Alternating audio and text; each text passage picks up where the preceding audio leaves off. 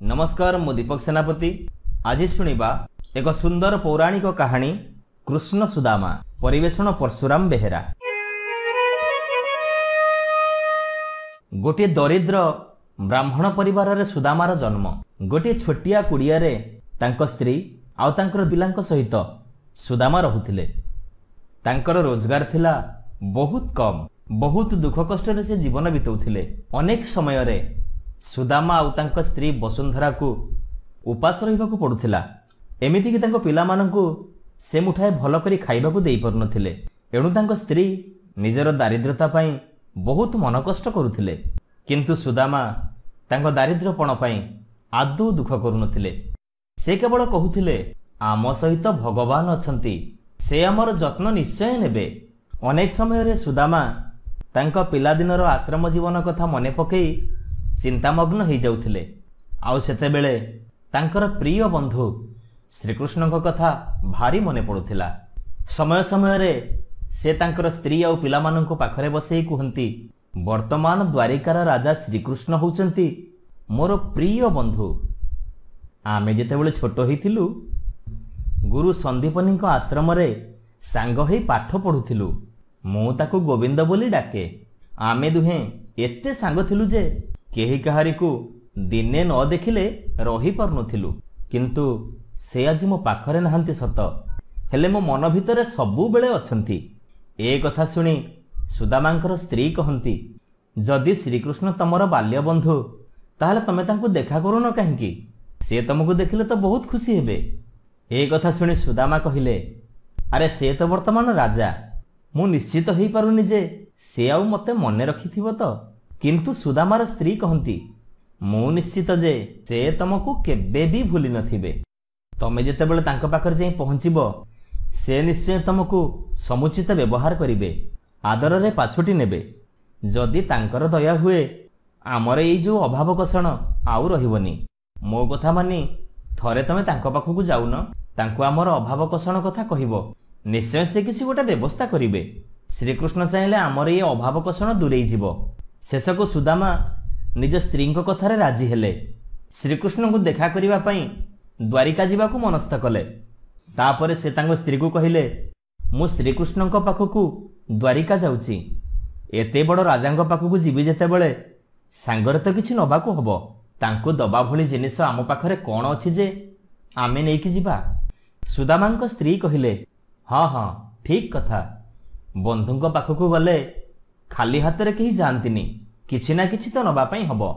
एणु मु तार व्यवस्था करूची। एतिकी कही सुदामांक स्त्री घर भितर को गले। बहुत खोजाखोजी करिबा परे मुठाए खुद पाइले। सेई खुद को अति जत्न रे भाजी सफा कना रे पुड़िया करी बांधी देले। तापरे सेई तक नेई सुदामांकु देई कहिले, एई तक नियो, तम बंधुंकु दबो। सुदामा सेतक नेई द्वारिका अभिमुखे यात्रा कले। पादरे चाली चाली जाउथांती। बहुत दुख कष्ट रे कंटा झटा माड़ी आगकू चली थांती। निज पादकू जेतेबेले कष्ट हुए से गोविंद गोविंद बोली कहंती। एमिति भावरे बहुत कष्ट रे से जाई द्वारिका नगरी रे पहुंचिले। जेतेबेले से कृष्णंकर प्रसाद निकट रे पहुंचिले, द्वारपाल माने तांको अटकैले, भीतर को जीवाकू देलेनी। सेमाने पचारिले, किए तमे, काहेकि एठिक आसछ? तमर एठी कौन काम अछि? सुदामा कहिले, मु होउछि गरीब सुदामा। मु मोर बाल्य बंधु गोविंद को देखा करिबाकू चाहुछि। ए कथा सुनी द्वारपाल माने टिके हसिले। हौ ठीक अछि, तमे एठी अपेक्षा कर, आमे जेतेबेले कहिबु तुमे भीतर को जीव। ठीक एतिके बेले श्रीकृष्ण प्रसाद मध्यरु बाहर को बाहरी आसिले। आउ सुदामा को देखु देखु तांको आड़कू धाइबाकू लागिले। आउ पाटी करी कहूथांती, सखा, मोर प्रिय सखा सुदामा, तमे आसीच। अनेक दिन पर तुमको देखी मु आज बहुत खुशी। आस आस सखा। एतिकी कहू कहू भगवान श्रीकृष्ण सुदामा को कुंढेई पकेइले। आउ परम आदर रे पाछोटी नेले तांकर अंतपुर को। द्वारपाल आउ रखी माने ए कथा देखि आश्चर्य होउथांती। जणे भिकारी परि दिसुथिबा ब्राह्मण को महाराज एते आदर सम्मान करी पाछोटी नहीं गले। श्रीकृष्ण सुदामा को नहीं दिव्य आसन रे बसेइले। एतिकी बेले सुदामांकर उपस्थिति खबर पाई कृष्णंकर पाटमहिषी रुक्मिणी मध्य आसी सेठारे पहुंचिले। श्रीकृष्ण आउ रुक्मिणी दी जण जाक मिसी परम आदर सुदामांकर पाद धोईदेले। आउ श्रीकृष्ण तांको निजर झिन्न उत्तरीय सुदामांकर पाद को पोछिदेले। एहापर दी बंधु मिसी परस्पर भल मंद खबर बुझिले। आउ पिलादिनर कथा मने पकई भारी खुशी हेले। हठात एतिकी बेले कृष्णकर कौन मने पड़गला केजाणी। से कहिले, आच्छा सखा, तमे तो आसिल, हेले आम संगातुणी को साथी आनलनी। ए कथा शुणी सुदामा नीरव रहिले। तापर कृष्ण कहिले, हौ हेला हेला, तांकु न आनी पारल नाही। से निश्चय मो पाई किछि ना किछि पठेइथिबे। कौन पठेइछंती मते आगे दियो। ए सब शुणी सुदामा खूब लज्जा अनुभव कले। आउ मने मने भाबिले, मो सखा तो द्वारिकार राजा, हेले राजांकु मु आनिथिबा खुद भजा केमिति खुएबी, केमिति तांको हाथकु मु ए खुद भजा देबी। एई कथा चिंता करी सुदामा सरमरे बुड़ी जाउथांती। आउ तळकु मुह करी बसुथांती। एतिकी बेले कृष्ण कहिले, कौन एमिति चुप रहिछ सखा, देखेलो देखेलो तम झुला, कौन अछि आ भितरे। मु जानिछि संगातुणी निश्चित मो पाई भल जिनिस कौन देइथिबे, तमे दियो, मु नै जाउछि। एतिकी कही सुदामांक कांधरु तांको झुलाकु नै निज कोळ उपरे रखिले। आउ बहुत खुशी मनरे खोलिबाकु लागिले। सुदामा केवल लज्जारे बारण करुथांती, ना ना, ता भितर किछि नाही, तमे खोलनी। श्रीकृष्ण हसी हसी से झुला भितर गोटे कनापुड़िया बाहर करी आनले। आउ ताकू खोली देई कहिले, खुद भजा, अरे बाह, ये तो मोर सबुठु प्रिय। मु जानिछि मो मन चाहुथिबा जिनिस मो संगातुणी निश्चय देइथिबे। बहु दिन हैला मु खुद भजा खाइनी। जा हौ, एते दिन परे मो संगातुणी मो पाई खुद भजा पठेइछंती। वास्तव में श्रीकृष्ण केवल खुद भजा देखु नथिले, आउ से खुद भजा भितरे तांको सखा आउ संगातुणींकर स्नेह, प्रेम, भक्ति आउ श्रद्धा को भी अनुभव करुथिले। एहा परे श्रीकृष्ण बहुत आदर रे से खुद भजार मुठाई नहीं पाटी रे पकेइले। आउ परम आनंद रे खाइबाकु लागिले। कृष्ण अनुभव करुथिले ए खुद भजारे लुचि रहिथिबा तांको सखा आउ संगातुणींकर स्नेह आदर ए खुद भजार स्वाद को बहुगुणित कर देइछि। एहा परे कृष्ण आउ मुठाए खुद भजा नहीं खाइबाकु जाउछन्ति तो रुक्मिणी तांको पाखकु धाई आसी से खुद भजा तक छड़ेई नेले। आउ कहिले, थाउ थाउ, तमे सबु खाइदब ना कौन, एते स्वार्थपर हेले चलिबो केमिति, आमे माने तो पुणी अछु। ए कथा देखि सुदामा हसी पकेइले। एतिकी बेले रुक्मिणी मने मने भाबुथांती, भगवान श्रीकृष्ण जो मुठाक खुद भजा खाइचंती सेतिकी सखांक सुख समृद्धि पाई यथेष्ट। आउ मुठाक खुद भजा खाइथिले सारा संसारर धन संपत्ति सबु सुदामांको समर्पण कर देइथांते। मु समृद्धिर देवी भावरे सारा पृथ्वी रे धन संपत्ति को समान भावरे बांटिबा मोर धर्म। श्रीकृष्ण को अनुरोध रे सुदामा द्वारिकारे आउ केते दिन रहिले। शेषकु तांकर घर को फेरिबार समय आसिला। सुदामा को विदाय देला बेलकु श्रीकृष्ण कहिले, हे सखा, एबे कुह, मु तम पई कौन करिपारे। सुदामा हाथ जोड़ी पकेइले। आउ कहिले, हे गोविंद, मु तमको छाड़ी जाउची, याठारु अधिक दुख आउ मो पई किछि नाही। केवल एतिकी चाहुची, मो हृदय रे तमे सबु बेले रहिथाओ। ए कथा सुनी श्रीकृष्ण टिके हसी देले। आउ परम आदर रे सुदामा को आलिंगन कले। तापर सुदामा घर को लेउटी आसिले। घरे आसी पहुंचीबा क्षणी तांको स्त्री आसी तांको पाछटी नेले। सुदामा तांको स्त्री को द्वारिकारे घटिथिबा समस्त घटना कहिले।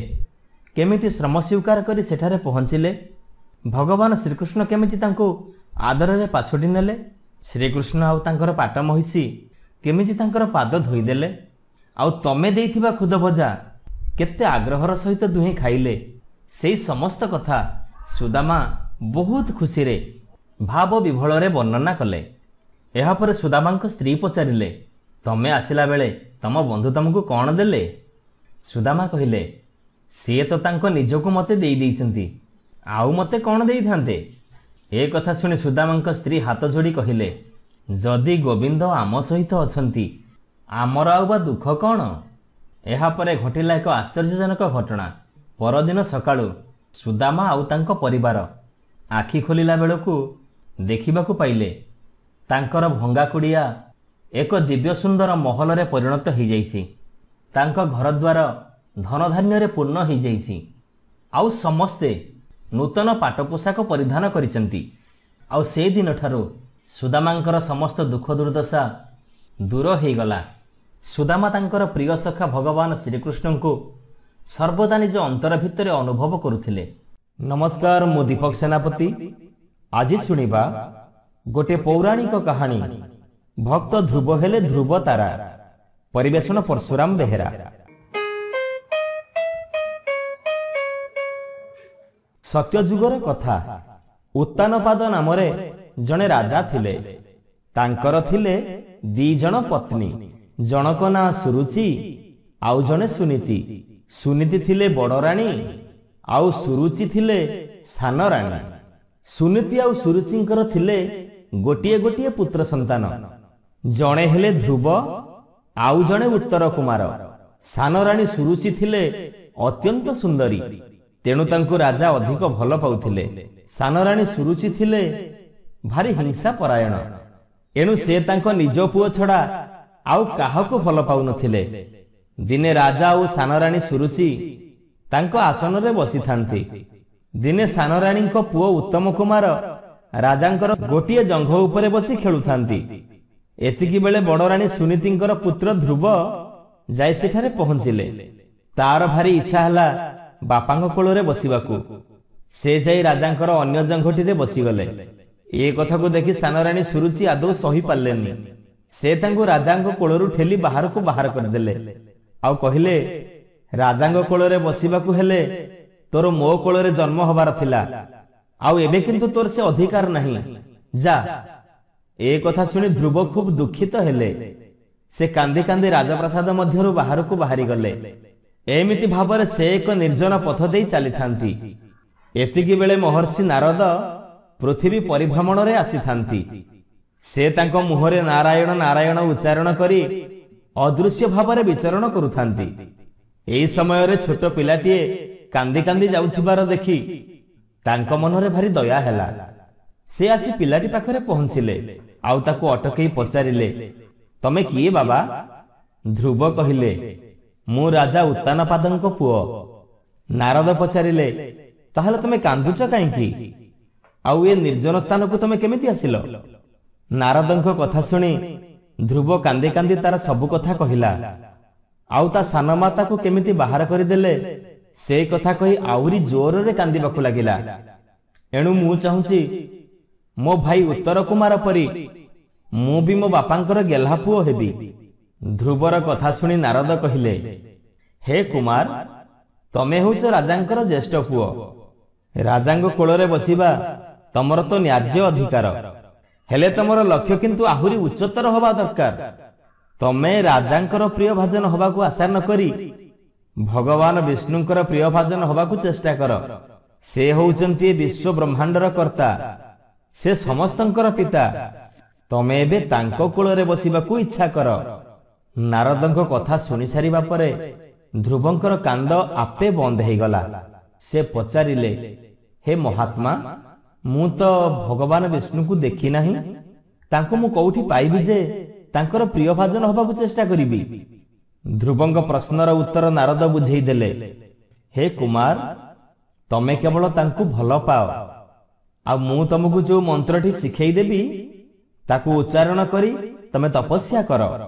ଆଉ ଶୁଣ, ସେଇ ମନ୍ତ୍ରଟି ହେଲା ଓಂ ନମ ନାରାୟଣାୟ। ଏଇ ମନ୍ତ୍ରଟିକୁ ଉଚ୍ଚାରଣ କରି କରି ତୁମେ ଧ୍ୟାନ କରି ଚାଲ। ଦେଖିବ ଭଗବାନ ବିଷ୍ଣୁ ନିଶ୍ଚୟ ଆସି ତମ ପାଖରେ ପହଞ୍ଚିବେ, ଆଉ ତମକୁ ସେ ତାଙ୍କ କୋଳକୁ ନିଶ୍ଚୟ ନେବେ। ଏତିକି କଥା କହି ନାରଦ ସେଠାରୁ ଅନ୍ତର୍ହିତ ହେଇଗଲେ। ଏହାପରେ ଧ୍ରୁବ ଯାଇ ଗୋଟେ ନିର୍ଜନ ବନରେ ଏକ ଗଛ ମୂଳରେ ତପସ୍ୟାରେ ବସିଲେ। ନାରଦ ଶିଖେଇ ଦେଇଥିବା ସେହି ମନ୍ତ୍ରଟି ବାରମ୍ବାର ଉଚ୍ଚାରଣ କରିବାକୁ ଲାଗିଲେ। ଓಂ ନମୋ ନାରାୟଣାୟ, ଓಂ ନମୋ ନାରାୟଣାୟ, ଓಂ ନମୋ ନାରାୟଣାୟ। ଧ୍ରୁବଙ୍କର କଠୋର ତପସ୍ୟା ଆଉ ମନ୍ତ୍ର ଉଚ୍ଚାରଣ ଶୁଣି ତାଙ୍କ ଚାରିପାଖରେ ବଣର ପଶୁପକ୍ଷୀମାନେ ମଧ୍ୟ ଆସି ଖେଳାବୁଲା କରିବାକୁ ଲାଗିଲେ। ଏମିତି ଭାବରେ ବହୁ କାଳ ବିତିଗଲା। ଧ୍ରୁବ ସେମିତି ମନ୍ତ୍ର ଉଚ୍ଚାରଣ କରୁଥାନ୍ତି। ଏତିକି ବେଳେ ତାଙ୍କ ଦେହ ଅପୂର୍ବ ରୋମାଞ୍ଚ ଆଉ ପୁଲକରେ ଭରିଗଲା। ସେ ଏକ ଦିବ୍ୟ ସ୍ପର୍ଶ ଅନୁଭବ କଲେ, ଆଉ ସେ ଆସ୍ତେ ଆସ୍ତେ ଆଖି ଖୋଲି ଦେଖିଲେ ସ୍ୱୟଂ ଭଗବାନ ବିଷ୍ଣୁ ତାଙ୍କ ସମ୍ମୁଖରେ ଆବିର୍ଭାବ ହୋଇଛନ୍ତି। ଧ୍ରୁବ ଆଶ୍ଚର୍ଯ୍ୟଚକିତ ହେଇ ପାଟି କରି ଉଠିଲେ, ହେ ମୋର ପରମ ଆରାଧ୍ୟ ନାରାୟଣ, ମୋର ପ୍ରଣାମ ଗ୍ରହଣ କର। ଭଗବାନ ବିଷ୍ଣୁ ଧ୍ରୁବଙ୍କୁ କୋଳକୁ ନେଇ କହିଲେ, ହେ ମୋର ପ୍ରିୟ ଭକ୍ତ ଧ୍ରୁବ, ତୁମେ ଏକ ବିଶାଳ ସାମ୍ରାଜ୍ୟର ସମ୍ରାଟ ହେବା ପାଇଁ ଜନ୍ମ ନେଇଛ। ତମେ ତମ ପିତାଙ୍କ ଅନ୍ତେ ରାଜା ହେଇ ବହୁ ବର୍ଷ ଶାସନ କରିବ। ଏହାପରେ ତମେ ମହାକାଶରେ ଅବସ୍ଥାପିତ ହେଇ ସମଗ୍ର ତାରା ଜଗତର ସମ୍ରାଟ ହେବ। ମୁଁ ତୁମକୁ ଆଶୀର୍ବାଦ କରୁଛି। ଧ୍ରୁବଙ୍କୁ ଏତିକି କହି ଭଗବାନ ବିଷ୍ଣୁ ସେଠାରୁ ଅଦୃଶ୍ୟ ହୋଇଗଲେ। ଏଣେ ପିତା ଉତ୍ତାନପାଦ ଆଉ ମା ସୁନୀତି ଧ୍ରୁବଙ୍କୁ ଚାରିଆଡେ ଖୋଜିବାକୁ ଲାଗିଥାନ୍ତି। ଏମିତି ଦିନେ ଜଙ୍ଗଲ ଭିତରେ ସେମାନେ ଧ୍ରୁବଙ୍କୁ ଖୋଜି ପାଇଲେ।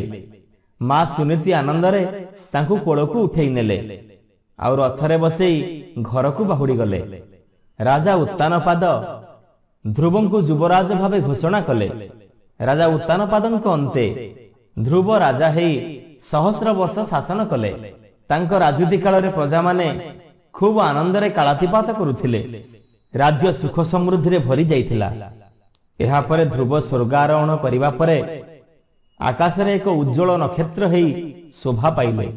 ସେ ସମଗ୍ର ତାରା ଜଗତର ସମ୍ରାଟ ରୂପରେ ପରିଗଣିତ ହେଲେ। ଏବେ ଆମେ ଉତ୍ତର ଆକାଶରେ ଯେଉଁ ଉଜ୍ଜ୍ୱଳ ନକ୍ଷତ୍ରଟିକୁ ଦେଖୁ, ସେଇ ହେଉଛି ଧ୍ରୁବ ତାରା। ଆମେ ବିଶ୍ୱାସ କରୁ ଧ୍ରୁବ ଏବେ ସମଗ୍ର ତାରା ଜଗତର ସମ୍ରାଟ ହେଇ ଆକାଶ ମଣ୍ଡଳକୁ ଶାସନ କରୁଛନ୍ତି। ନମସ୍କାର ଶ୍ରୋତା ବନ୍ଧୁ, ଯଦି ଆପଣମାନଙ୍କୁ ଆମ ଗପ ଭଲ ଲାଗୁଥାଏ, ଆପଣଙ୍କ ମନକୁ ଛୁଉଁଥାଏ, ତେବେ ଲାଇକ୍ କରନ୍ତୁ, ସବସ୍କ୍ରାଇବ୍ କରନ୍ତୁ। ସୁନ୍ଦର ସୁନ୍ଦର କାହାଣୀ ନେଇ ଆମେ ପୁଣି ଆପଣଙ୍କ ପାଖରେ ଆଗକୁ ଆସିବୁ। ଆପଣ ସବସ୍କ୍ରାଇବ୍ କରିବା ପରେ ବେଲ୍ ଆଇକନକୁ ଦବାଇବା ପାଇଁ କେବେ ବି ଭୁଲିବେନି। ଜୟ ଜଗନ୍ନାଥ।